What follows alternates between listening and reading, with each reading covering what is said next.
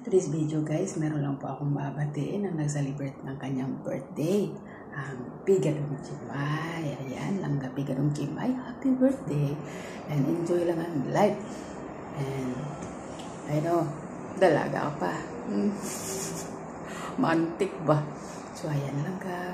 Ito lang po ang aking maipadama sa'yo. From Hiwa or from Veronica in my YouTube channel.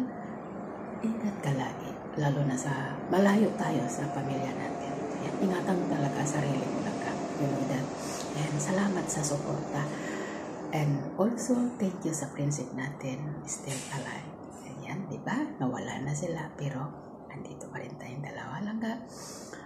You hug me at tight, and also thank you so much sa suporta mo sa akin, lalo-lalo na sa mo sa mga anak ko. Pag-support mo sa mga anak ko, hindi ko talaga makalimutan yun lang ka. And one day, yung mga anak ko, si Ate Rasil, nagtapos na siya.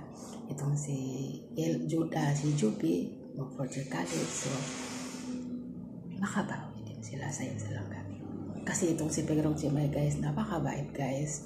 Napakabait talaga guys. Wala po akong masabi. So, ayan lang ka.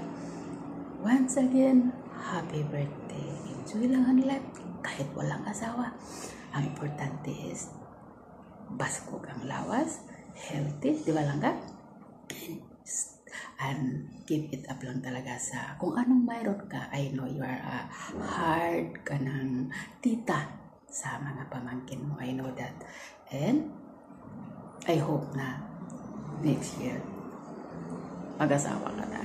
So ayan, ito lang. Nandito na lang na. Once again, happy birthday. God bless.